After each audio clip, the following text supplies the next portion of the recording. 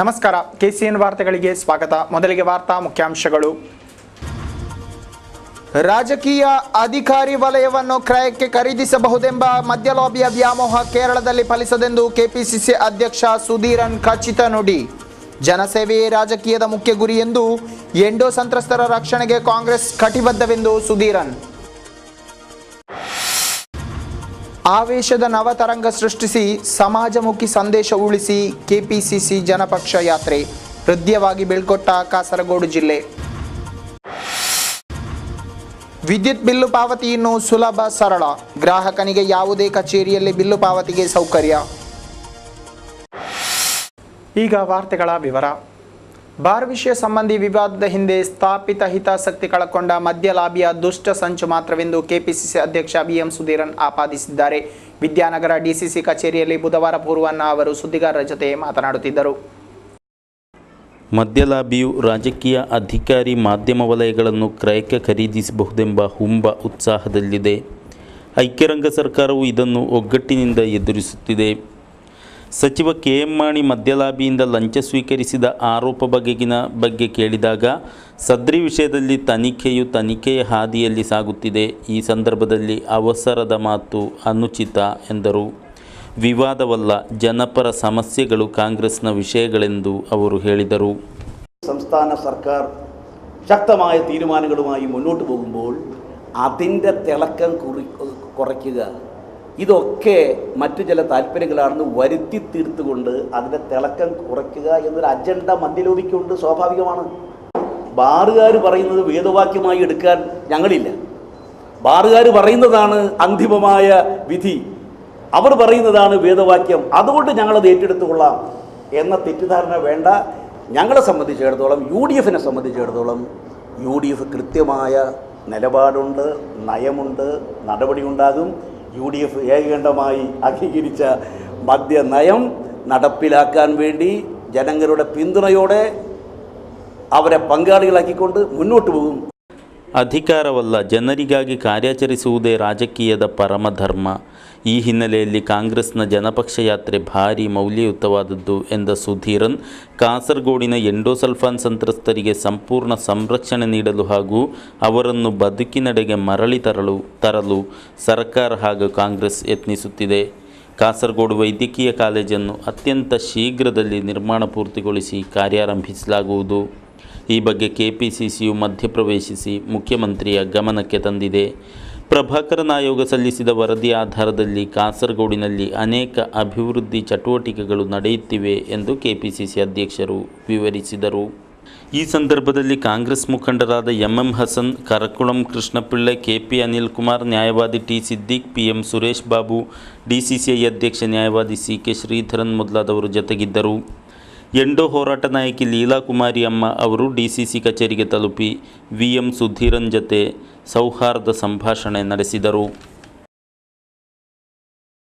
ಪಕ್ಷ ಕಾರ್ಯಕರ್ತರನ್ನು ಜನಮಾನಸವನ್ನು ಬಡಿದೆಬ್ಬಿಸಿ ಕೆಪಿಸಿಸಿ ಅಧ್ಯಕ್ಷ BM ಸುಧೀರನ್ ನೇತೃತ್ವದಲ್ಲಿ ಸಾಗುತ್ತಿರುವ ಜನಪಕ್ಷ ಯಾತ್ರೆಯು ಭರ್ಜರಿಯಾಗಿ ಕಾಸರಗೋಡು ಜಿಲ್ಲೆಯ ಅಭಿಯಾನವನ್ನು ಪೂರ್ತಿಗೊಳಿಸಿದೆ. ಬುಧವಾರ ಜಿಲ್ಲೆಯ ಚಟ್ಟಂಚಾಲು, ಕಾಂಜಂಗಾಡು, ತ್ರಿಕರಿಪುರ ಎಂಬೆಡೆಗಳಲ್ಲಿ ಹೃದಯ ಹಾಗೂ ಆತ್ಮೀಯ ಸ್ವಾಗತ ಸ್ವೀಕರಿಸಿ ಮುಸ್ಸಂಜೆ ವೇಳೆಗೆ ಯಾತ್ರೆಯು ಕಣ್ಣೂರು ಜಿಲ್ಲೆಗೆ ಪ್ರವೇಶಿಸಿದೆ. ಬುಧವಾರ ಪೂರ್ವಾಹ್ನ ಕಾಸರಗೋಡಿನಿಂದ ಹೊರಟ ಯಾತ್ರೆಗೆ ಚಟ್ಟಂಚಾಲಿನಲ್ಲಿ ಪ್ರಥಮ ಸ್ವಾಗತ ದೊರೆಯಿತು. ಯಾತ್ರೆಯು ಚಟ್ಟಂಚಾಲು ಪ್ರವೇಶಿಸುತ್ತಿರುವಂತೆ ಕಾರ್ಯಕರ್ತರು ಮುಗಿಲು ಮುಟ್ಟುವ ಘೋಷಣೆಗಳೊಂದಿಗೆ ಯಾತ್ರೆಯನ್ನು ಹಾಗೂ ಯಾತ್ರಾ ನಾಯಕನನ್ನು ಬರಮಾಡಿಕೊಂಡರು.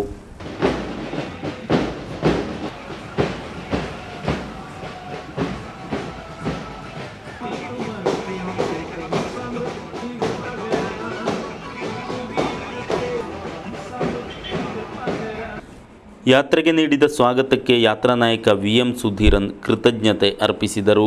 കേരളത്തിലെ ജനാധിപത്യ വിശ്വാസികൾ ജനപക്ഷ യാത്ര ഏറ്റെടുത്തിരിക്കുന്നു എന്നുള്ളത് തെളിയിക്കുന്ന മഹാസന്ദർഭമാണ്. ജനങ്ങൾക്ക് കോൺഗ്രസിനെ വേണം. കോൺഗ്രസിനെ പോലെ പൈതൃകമുള്ള, കോൺഗ്രസിനെ പോലെ ഇന്ത്യൻ ജനതയുടെ ഹൃദയത്തിൽ സ്ഥാനം നേടിയ മറ്റൊരു പ്രസ്ഥാനമുണ്ടോ?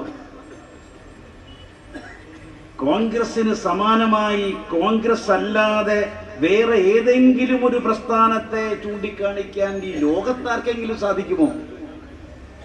ആർക്കും സാധിക്കില്ല.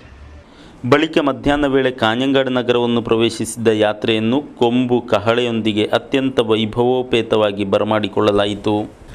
ರಾಜ್ಯದ ಎಲ್ಲ 140 ವಿಧಾನಸಭಾ ಕ್ಷೇತ್ರಗಳ ಮೂಲಕ ಪರ್ಯಟನೆ ನಡೆಸಿ ಯಾತ್ರೆಯು ಡಿಸೆಂಬರ್ 9ರಂದು ತಿರುವನಂತಪುರದಲ್ಲಿ ಸಮಾಪ್ತಿಯಾಗಲಿದೆ. ಸಮಾರೋಪ ಸಮ್ಮೇಳನವನ್ನು ಎಐಸಿಸಿ ಉಪಾಧ್ಯಕ್ಷ ರಾಹುಲ್ ಗಾಂಧಿ ಉದ್ಘಾಟಿಸಲಿರುವರು. ಜಾತ್ಯತೀತ ಹಿಂಸಾರಹಿತ ಮಾದಕ ವಿಮುಕ್ತ ಕೇರಳ ಎಂಬ ಘೋಷಣೆ ಮೊಳಗಿಸಿ ಕೆಪಿಸಿಸಿ ಅಧ್ಯಕ್ಷ VM ಸುಧೀರನ್ ನೇತೃತ್ವದಲ್ಲಿ ಸಾಗುತ್ತಿರುವ ಜನಪಕ್ಷ ಯಾತ್ರೆಯನ್ನು ಮಂಗಳವಾರ ಸಾಯಂಕಾಲ ಕುಂಬಳೆಪೇಟೆಯಲ್ಲಿ ರಾಜ್ಯ ಮುಖ್ಯಮಂತ್ರಿ ಉಮ್ಮನ್ಚಾಂಡಿ ಉದ್ಘಾಟಿಸಿದ್ದರು. ಮಂಗಳವಾರ ರಾತ್ರಿ ಕಾಸರಗೋಡು ಪೇಟೆಯಲ್ಲಿ ಸ್ವಾಗತ ನೀಡಿದ ಬಳಿಕ ನಗರದಲ್ಲಿ ದಿನದ ಯಾತ್ರೆ ಸಮಾಪ್ತಿಯಾಗಿತ್ತು. ಜನಪ್ರತಿನಿಧಿಗಳನ್ನು ಜನರಡಿಯಲ್ಲಿ ಕೀಳಾಗಿ ಚಿತ್ರೀಕರಿಸಿ ಆಡಳಿತ ಯಂತ್ರವನ್ನು ಸ್ತಂಭನಗೊಳಿಸುವ ಮೂಲಕ ತಮ್ಮ ಬೇಳೆ ಬೇಯಿಸಬಹುದೆಂಬ ಮದ್ಯ ಲಾಬಿಯ ದುಷ್ಟತಂತ್ರ ಫಲಕಾಣದೆಂದು ಕೆಪಿಸಿಸಿ ಅಧ್ಯಕ್ಷ VM ಸುಧೀರನ್ ಎಚ್ಚರಿಸಿದ್ದಾರೆ. ಮದ್ಯ ನೀತಿಯಿಂದ ಜನರ ಗಮನ ಬೇರೆಡೆ ತಿರುಗಿಸಲು ನಡೆಸುವ ಗೂಢ ಯತ್ನವನ್ನು ಯಾವ ಬೆಲೆ ತೆತ್ತಾದರೂ ದಿಟ್ಟತನದಿಂದ ಎದುರಿಸುವುದಾಗಿಯೂ ಮದ್ಯ ಲಾಬಿಗೆ ಎದುರಾಗಿ ಸಮಸ್ತ ಜನತೆ ಒಗ್ಗಟ್ಟಾಗಿ ಕಣಕ್ಕಿಳಿಯಬೇಕೆಂದು ಸುಧೀರನ್ ಕರೆಯಿತ್ತರು. ಸುನ್ನಿ ಯುವಜನ ಸಂಘ SYS ರಾಜ್ಯ ವ್ಯಾಪಕವಾಗಿ ನಡೆಸುತ್ತಿರುವ ಕೆಡುಕಿನ ವಿರುದ್ಧ ಜನಶಕ್ತಿ ಎಂಬ ಅಭಿಯಾನದ ಜಿಲ್ಲಾ ಮಟ್ಟದ ಉದ್ಘಾಟನೆಯನ್ನು ನೆರವೇರಿಸಿ ಸುಧೀರನ್ ಮಾತನಾಡುತ್ತಿದ್ದರು. ಮಂಗಳವಾರ ಕಾಸರಗೋಡು ನಗರಸಭಾ ಸಮಾವೇಶ ಹಾಲ್ನಲ್ಲಿ ಕಾರ್ಯಕ್ರಮ ನಡೆದಿತ್ತು. ಸರ್ಕಾರವನ್ನು ತಾವು ಆಳುತ್ತಿದ್ದೇವೆ ಎಂಬ ರೀತಿಯ ಮನೋಭಾವ ಮದ್ಯ ಲಾಬಿಗಿದೆ. ಹಾಗಾಗಿ ಆಡಳಿತದ ಕೇಂದ್ರ ಸ್ಥಾನವನ್ನು ಬೆದರಿಸಬಹುದೆಂಬ ತಪ್ಪು ಕಲ್ಪನೆ ಏನಾದರೂ ಇದ್ದಲ್ಲಿ ಅದನ್ನು ತಿದ್ದುದೊಳಿತು ಎಂದು ಕಾಂಗ್ರೆಸ್ ಅಧ್ಯಕ್ಷರು ಹೇಳಿದರು. SYS ಜಿಲ್ಲಾಧ್ಯಕ್ಷ MA ಕಾಸಿಂ ಮುಸ್ಲಿಯಾರ್ ಅಧ್ಯಕ್ಷತೆ ವಹಿಸಿದರು. ಪಿಣಂಗೋಡ ಅಬುಬಕರ್, ಸಿದ್ದಿಕ್ ನದ್ವಿ ಚೇರೂರು ಹಾಗೂ ಸ್ವಾಮಿ ವಿಶ್ವಭದ್ರಾನಂದ ಶಕ್ತಿ ಬೋಧಿ ವಿವಿಧ ವಿಷಯಗಳ ಬಗೆಗೆ ಪ್ರಬಂಧ ಮಂಡಿಸಿದರು. ಮೆಟ್ರೋ ಮೊಹಮ್ಮದ್ ಹಾಜಿ ಸಹಿತ ಪ್ರಮುಖರು ಭಾಗವಹಿಸಿದರು. ರಾಜ್ಯದ ಯಾವುದೇ ವಿದ್ಯುತ್ ಕಚೇರಿಯಲ್ಲಿ ಬಿಲ್ಲು ಪಾವತಿಸುವಂತೆ ವ್ಯವಸ್ಥೆ ಕಲ್ಪಿಸಲಾಗಿದೆ. ಈ ಸೌಕರ್ಯವು ಶೀಘ್ರದಲ್ಲೇ ಜಿಲ್ಲೆಯಲ್ಲಿ ಜಾರಿಗೆ ಬರಲಿದೆ ಎಂದು ಸಂಬಂಧಿತ ಅಧಿಕಾರಿಗಳು ತಿಳಿಸಿದ್ದಾರೆ. ರಾಜ್ಯದ 130 ಸೆಕ್ಷನ್ಗಳಲ್ಲಿ ಈ ವ್ಯವಸ್ಥೆ ಈಗಾಗಲೇ ಜಾರಿಗೊಳಿಸಲಾಗಿದ್ದು, ಉಳಿದ 750 ಸೆಕ್ಷನ್ ಕಚೇರಿಗಳಲ್ಲಿ ನೂತನ ಯೋಜನೆ 6 ತಿಂಗಳೊಳಗೆ ಹಂತವಾಗಿ ಜಾರಿಗೆ ಬರಲಿದೆ ಎಂದು ಅಧಿಕಾರಿಗಳು ತಿಳಿಸಿದ್ದಾರೆ. ಒಂದೇ ನೆಟ್ ಎನ್ನುವ ಯೋಜನೆಯನ್ವಯ ಈ ವ್ಯವಸ್ಥೆ ರಾಜ್ಯದಲ್ಲಿ ಜಾರಿಗೆ ಬರಲಿದೆ. ಇದರಿಂದ ಗ್ರಾಹಕನಿಗೆ ತನ್ನ ವಿದ್ಯುತ್ ಬಿಲ್ಲನ್ನು ರಾಜ್ಯದ ಯಾವುದೇ ಮೂಲೆಯಲ್ಲಿರುವ ವಿದ್ಯುತ್ ಕಚೇರಿಯಲ್ಲಿ ಪಾವತಿಸಬಹುದು. ಜಿಲ್ಲೆಯಲ್ಲಿ ಈ ತಿಂಗಳಲ್ಲೇ ಯೋಜನೆ ಅಸ್ತಿತ್ವಕ್ಕೆ ಬರಲಿದೆ. 2003ರಲ್ಲಿ ರಾಜ್ಯದಲ್ಲಿ ಕಂಪ್ಯೂಟರೀಕೃತ ಬಿಲ್ ಜಾರಿಗೆ ತರಲಾಗಿತ್ತು. ಬಳಿಕ 2007-8ರಲ್ಲಿ ಸಾಫ್ಟ್ವೇರ್ ಐಕ್ಯ ಎಂಬ ಹೆಸರಿನಲ್ಲಿ ಅಪ್ಗ್ರೇಡ್ ಮಾಡಲಾಯಿತು. ಇದೀಗ ಒಂದೇ ನೆಟ್ ಎಂಬುದಾಗಿ ಪರಿವರ್ತನೆ ಮಾಡಲಾಗಿದೆ. ಇದರಿಂದ ಒಂದು ದಿನ ಪಾವತಿಯಾಗುವ ಶುಲ್ಕದ ಎಲ್ಲ ಮಾಹಿತಿ ತಿರುವನಂತಪುರದ ಪ್ರಮುಖ ಕೇಂದ್ರಕ್ಕೆ ಲಭ್ಯವಾಗಲಿದೆ. ಬೈಕ್ಗಳ ಮಧ್ಯೆ ಡಿಕ್ಕಿ ಸಂಭವಿಸಿ 3 ಗಾಯಗೊಂಡಿದ್ದಾರೆ. ಬೈಕ್ ಸವಾರರಾದ ಕುಂಬಳೆ ನಿವಾಸಿ ಮಂಗಳೂರು ಕಾಲೇಜಿನ ವಿದ್ಯಾರ್ಥಿ ಲಿಕೇಶ್, ಸ್ನೇಹಿತ ಮುತ್ತು ಹಾಗೂ ಮತ್ತೋರ್ವ ಗಾಯಗೊಂಡವರು. ಇವರನ್ನು ಮಂಗಳೂರಿನ ಆಸ್ಪತ್ರೆಯಲ್ಲಿ ದಾಖಲಿಸಲಾಗಿದೆ. ಉಪ್ಪಳದಿಂದ ಕುಂಬಳೆಗೆ ತೆರಳುತ್ತಿದ್ದ ಬೈಕ್ಗಳು ಮಂಗಲ್ಪಾಡಿ ಬಳಿ ಅಪಘಾತಕ್ಕೀಡಾಗಿವೆ. ಉಪ್ಪಳದಲ್ಲಿ ಕಾರ್ಯಾಚರಿಸುತ್ತಿರುವ ಗ್ಯಾಸ್ ಏಜೆನ್ಸಿ ವಿರುದ್ಧ ಗ್ರಾಹಕರು ದೂರು ಸಲ್ಲಿಸಿದ್ದಾರೆ. ಸುಮಾರು 20 ಮಂದಿ ಗ್ರಾಹಕರು ಸಹಿ ಹಾಕಿದ ದೂರಿನ ಪ್ರತಿಯನ್ನು ಕೇಂದ್ರ ಪೆಟ್ರೋಲಿಯಂ ಇಲಾಖೆಗೂ ರಾಜ್ಯ ಆಹಾರ ನಾಗರಿಕ ಪೂರೈಕಾ ಇಲಾಖೆಗೂ ಜಿಲ್ಲಾಧಿಕಾರಿಗಳಿಗೂ ನೀಡಿದ್ದಾರೆ.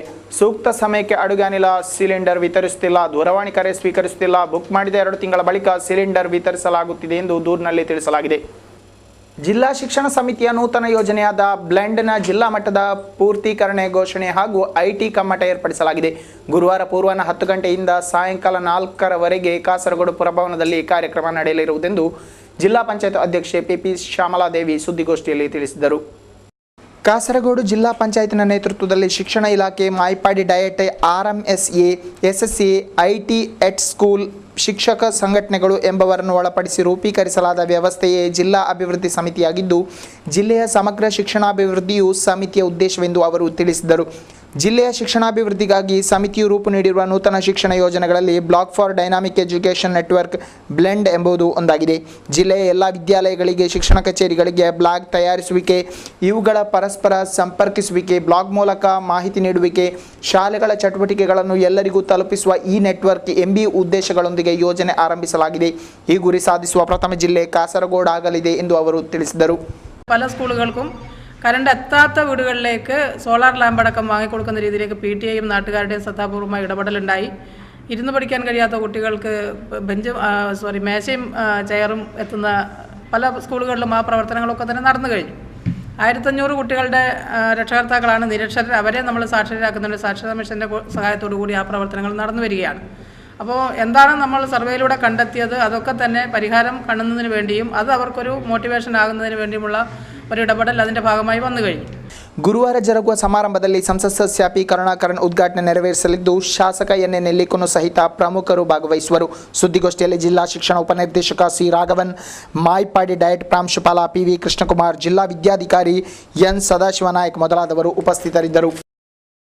ಅಡುಗೆ ಅನಿಲ ಸಬ್ಸಿಡಿಯನ್ನು ಬ್ಯಾಂಕ್ ಮೂಲಕ ಗ್ರಾಹಕರಿಗೆ ನೀಡಲು ಕೇಂದ್ರ ಸರ್ಕಾರ ನಿರ್ಧರಿಸಿದೆ. ಇದೇ ತಿಂಗಳ 15ರಿಂದ ಹೊಸ ಯೋಜನೆ ಜಾರಿಗೆ ಬರಲಿದೆ. ಆದರೆ ಸಬ್ಸಿಡಿಗೆ ಆಧಾರ್ ಕಾರ್ಡ್ ಕಡ್ಡಾಯವಲ್ಲ, ಖಾತೆ ಸಂಖ್ಯೆ ಸಾಕೆಂದು ಸರ್ಕಾರ ಸ್ಪಷ್ಟಪಡಿಸಿದೆ.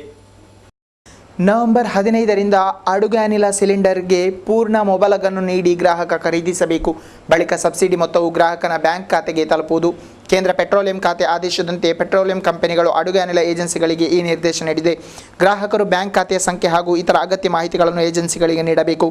ಆಧಾರ್ ಕಾರ್ಡ್ ಕಡ್ಡಾಯವಲ್ಲ, ಆದರೆ ಕಾರ್ಡ್ ಲಭಿಸಿದ ಬಳಿಕ ಅದರ ಸಂಖ್ಯೆ ನೀಡಬೇಕು. ಬ್ಯಾಂಕಿನ ಮಾಹಿತಿ ನೀಡಲು 3 ತಿಂಗಳ ಅವಧಿ ನೀಡಲಾಗಿದೆ. ಬಳಿಕವೂ ನೀಡದಿದ್ದಲ್ಲಿ ತಾತ್ಕಾಲಿಕವಾಗಿ ಅವರ ಸಬ್ಸಿಡಿ ಮೊತ್ತ ಹಿಡಿದಿಡಲು ನಿರ್ಧರಿಸಲಾಗಿದೆ. ಈಗಾಗಲೇ ಬ್ಯಾಂಕ್ ಖಾತೆಯ ಮಾಹಿತಿ ನೀಡಿದವರಿಗೆ ಈ ತಿಂಗಳ 15ರಿಂದ ಬ್ಯಾಂಕ್ ಮೂಲಕ ಸಬ್ಸಿಡಿ ಲಭಿಸುವುದು. ಇದರಂತೆ ಸಿಲಿಂಡರಿಗೆ 905 ರೂಪಾಯಿ ನೀಡಬೇಕು, 462 ರೂಪಾಯಿ ಸಬ್ಸಿಡಿಯಾಗಿ ಲಭಿಸುವುದು. ಬ್ಯಾಂಕ್ ಖಾತೆ ಸಂಖ್ಯೆ ನೀಡದವರಿಗೆ 3 ತಿಂಗಳವರೆಗೆ ರಿಯಾಯಿತಿ ಇದೆ. ರಾಜ್ಯದ 14 ಜಿಲ್ಲೆಗಳು ಸಹಿತ ದೇಶದ 54 ಜಿಲ್ಲೆಗಳಲ್ಲಿ ಮೊದಲ ಹಂತವಾಗಿ ಈ ವ್ಯವಸ್ಥೆಯು ನವೆಂಬರ್ 15ರಿಂದ ಜಾರಿಗೆ ಬರಲಿದೆ. ಕಾಸರಗೋಡು ಕಂದಾಯ ಜಿಲ್ಲಾ ಶಾಲಾ ಕ್ರೀಡಾಕೂಟ ಈ ತಿಂಗಳ 14-15ರಂದು ಜರುಗಲಿದೆ. ಅಡ್ಕತ್ಬೈಲ್ನಲ್ಲಿ ಜರುಗಲಿರುವ ಕ್ರೀಡಾಮೇಳ ಯಶಸ್ವಿಗೊಳಿಸಲು ನಗರದ BM ಹೈಯರ್ ಸೆಕೆಂಡರಿ ಶಾಲೆಯಲ್ಲಿ ಜರುಗಿದ ಸಭೆಯಲ್ಲಿ ತೀರ್ಮಾನಿಸಲಾಯಿತು. ಸಭೆಯನ್ನು ನಗರಸಭಾ ವಿಪಕ್ಷ ನಾಯಕ ಪಿ ರಮೇಶ್ ಉದ್ಘಾಟಿಸಿದರು. ಶಾಲಾ ರಕ್ಷಕ ಶಿಕ್ಷಕ ಸಂಘದ ಅಧ್ಯಕ್ಷ ರವಿ ಕೆಳಗುಡ್ಡೆ ಅಧ್ಯಕ್ಷತೆ ವಹಿಸಿದರು. ಜಿಲ್ಲಾ ಶಿಕ್ಷಣ ನಿರ್ದೇಶಕ ಸಿ ರಾಘವನ್, ಜಿಲ್ಲಾ ಶಿಕ್ಷಣಾಧಿಕಾರಿ ಸದಾಶಿವನಾಯಕ್, ಉಪಜಿಲ್ಲಾ ಶಿಕ್ಷಣಾಧಿಕಾರಿಗಳಾದ ರವೀಂದ್ರನಾಥ್, ನಂದಿಕೇಶ್, ವಾರ್ಡ್ ಸದಸ್ಯೆ ಶ್ರೀಲತಾ ಮೊದಲಾದವರು ಮಾತನಾಡಿದರು. ರಾಜ್ಯದಲ್ಲಿ ವೊಕೇಶನ್ ಹೈಯರ್ ಸೆಕೆಂಡರಿ ತರಗತಿಗಳ ವರ್ಷಾವಧಿ ಪರೀಕ್ಷೆ ಮುಂದಿನ ಮಾರ್ಚ್ 9ರಂದು ಆರಂಭವಾಗಲಿದೆ. ಪರೀಕ್ಷೆ ಬೆಳಿಗ್ಗೆ 10 ಗಂಟೆಯಿಂದ ನಡೆಯಲಿದೆ ಎಂದು ಉನ್ನತ ಶಿಕ್ಷಣಾಧಿಕಾರಿಗಳು ತಿಳಿಸಿದರು. ರಾಜ್ಯದಲ್ಲಿ VHSCಯ ಪ್ರಥಮ ಹಾಗೂ ದ್ವಿತೀಯ ವರ್ಷ ಬ್ಯಾಚ್ಗಳ ವರ್ಷಾವಧಿ ಪರೀಕ್ಷೆಯನ್ನು ಮಾರ್ಚ್ 9ರಿಂದ ಪ್ರಾರಂಭವಾಗುವಂತೆ ನಿಗದಿಪಡಿಸಲಾಗಿದ್ದು, ಬೆಳಗ್ಗೆ 10 ಗಂಟೆಗೆ ಪರೀಕ್ಷೆ ಆರಂಭಗೊಳ್ಳಲಿದೆ. ದ್ವಿತೀಯ ವರ್ಷದ VHSC ಪರೀಕ್ಷೆಯು ಮಾರ್ಚ್ 9ರಿಂದ ಜನರಲ್ ಕೋರ್ಸ್ ವಿಷಯದ ಪರೀಕ್ಷೆಯೊಂದಿಗೆ ಆರಂಭವಾಗಲಿದ್ದು, 30ಕ್ಕೆ ಜೀವಶಾಸ್ತ್ರ ಪರೀಕ್ಷೆಯೊಂದಿಗೆ ಮುಕ್ತಾಯವಾಗಲಿದೆ. ಉಳಿದಂತೆ 10ರಂದು ರಸಾಯನಶಾಸ್ತ್ರ, 11ರಂದು ಅರ್ಥಶಾಸ್ತ್ರ, 12ರಂದು ವೊಕೇಶನಲ್ ಥಿಯರಿ, 16ರಂದು ಗಣಿತ, 18ರಂದು ವ್ಯವಹಾರ ಅಧ್ಯಯನ, 19ರಂದು ಆಂಗ್ಲ, 23ರಂದು ಭೌತಶಾಸ್ತ್ರ, 24ರಂದು ಅಕೌಂಟೆನ್ಸಿ ಭೂಗರ್ಭಶಾಸ್ತ್ರ, 26ರಂದು ಚರಿತ್ರೆ ಪರೀಕ್ಷೆ ನಡೆಯಲಿದೆ. ಪ್ರಥಮ ವರ್ಷದ VHSC ವಿದ್ಯಾರ್ಥಿಗಳಿಗೂ ಮಾರ್ಚ್ 9ರಂದು ವೊಕೇಶನಲ್ ಥಿಯರಿ, 10ರಂದು ರಸಾಯನಶಾಸ್ತ್ರ, 11ರಂದು ಅಕೌಂಟೆನ್ಸಿ ಅಥವಾ ಭೂಮಿಶಾಸ್ತ್ರ, 12ರಂದು ಜನರಲ್ ಫೌಂಡೇಶನ್ ಕೋರ್ಸ್, 16ರಂದು ವ್ಯವಹಾರ ಅಧ್ಯಯನ, 17ರಂದು ಆಂಗ್ಲ, 18ರಂದು ಚರಿತ್ರೆ, 23ರಂದು ಗಣಿತ, 24ರಂದು ಅರ್ಥಶಾಸ್ತ್ರ ಅಥವಾ ಮ್ಯಾನೇಜ್ಮೆಂಟ್, 26ರಂದು ಜೀವಶಾಸ್ತ್ರ, 30ರಂದು ಭೌತಶಾಸ್ತ್ರ ಪರೀಕ್ಷೆಗಳು ನಡೆಯಲಿವೆ. ಪ್ರಥಮ ವರ್ಷದವರಿಗೆ ಫೆಬ್ರವರಿ 10ರಿಂದ ಪ್ರಾಕ್ಟಿಕಲ್ ಪರೀಕ್ಷೆಗಳು, ಮಾರ್ಚ್ 2ರಿಂದ ಟೈಪ್ ರೈಟಿಂಗ್ ಪರೀಕ್ಷೆಗಳು ನಡೆಯಲಿವೆ. ದ್ವಿತೀಯ ವರ್ಷದವರಿಗೆ ಫೆಬ್ರವರಿ 5ರಿಂದ ಪ್ರಾಕ್ಟಿಕಲ್ ಹಾಗೂ 23ರಿಂದ ಟೈಪ್ ರೈಟಿಂಗ್ ಪರೀಕ್ಷೆಗಳು ನಡೆಯಲಿವೆ. ಹೆಚ್ಚಿನ ಮಾಹಿತಿಗಾಗಿ VHSC ಪರೀಕ್ಷಾ ವೆಬ್ಸೈಟನ್ನು ಸಂಪರ್ಕಿಸಬಹುದೆಂದು ಅಧಿಕಾರಿಗಳು ತಿಳಿಸಿದರು. ಕೂಡ್ಲು ಕಾವುಗೋಳಿ ಶ್ರೀ ಮಹಾವಿಷ್ಣು ಕ್ಷೇತ್ರದಲ್ಲಿ ಗುರುವಾರ ಕಾರ್ತಿಕ ದೀಪೋತ್ಸವ ಜರುಗಲಿದೆ. ಸಾಯಂಕಾಲ ದೀಪಾರಾಧನೆ, ಬಳಿಕ ಭಜನೆ, ರಾತ್ರಿ ಮಹಾಪೂಜೆ ಇತ್ಯಾದಿ ಕಾರ್ಯಕ್ರಮಗಳು ನೆರವೇರಲಿವೆ. ಆಸ್ತಿಕರು ಅಧಿಕ ಸಂಖ್ಯೆಯಲ್ಲಿ ಪಾಲ್ಗೊಂಡು ಯಶಸ್ವಿಗೊಳಿಸಲು ಕೋರಲಾಗಿದೆ.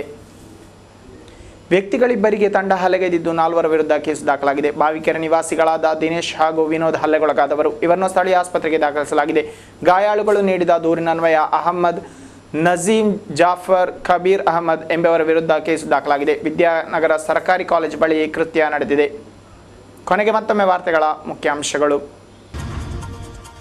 ರಾಜಕೀಯ ಅಧಿಕಾರಿ ವಲಯವನ್ನು ಕ್ರಯಕ್ಕೆ ಖರೀದಿಸಬಹುದೆಂಬ ಮದ್ಯ ಲಾಬಿಯ ವ್ಯಾಮೋಹ ಕೇರಳದಲ್ಲಿ ಫಲಿಸದೆಂದು ಕೆಪಿಸಿಸಿ ಅಧ್ಯಕ್ಷ ಸುಧೀರನ್ ಖಚಿತ ನುಡಿ. ಜನಸೇವೆಯೇ ರಾಜಕೀಯದ ಮುಖ್ಯ ಗುರಿ ಎಂದು ಎಂಡೋ ಸಂತ್ರಸ್ತರ ರಕ್ಷಣೆಗೆ ಕಾಂಗ್ರೆಸ್ ಕಟಿಬದ್ಧವೆಂದು ಸುಧೀರನ್. ಆವೇಶದ ನವತರಂಗ ಸೃಷ್ಟಿಸಿ ಸಮಾಜಮುಖಿ ಸಂದೇಶ ಉಳಿಸಿ ಕೆಪಿಸಿಸಿ ಜನಪಕ್ಷ ಯಾತ್ರೆ. ಹೃದಯವಾಗಿ ಬೀಳ್ಕೊಟ್ಟ ಕಾಸರಗೋಡು ಜಿಲ್ಲೆ. ವಿದ್ಯುತ್ ಬಿಲ್ಲು ಪಾವತಿ ಇನ್ನು ಸುಲಭ ಸರಳ. ಗ್ರಾಹಕನಿಗೆ ಯಾವುದೇ ಕಚೇರಿಯಲ್ಲಿ ಬಿಲ್ಲು ಪಾವತಿಗೆ ಸೌಕರ್ಯ. ಇಲ್ಲಿಗೆ ಇಂದಿನ ವಾರ್ತಾ ಪ್ರಸಾರ ಮುಕ್ತಾಯವಾಯಿತು. ಮುಂದಿನ ವಾರ್ತಾ ಪ್ರಸಾರದೊಂದಿಗೆ ಮತ್ತೆ ಭೇಟಿಯಾಗೋಣ. ವಂದನೆಗಳು.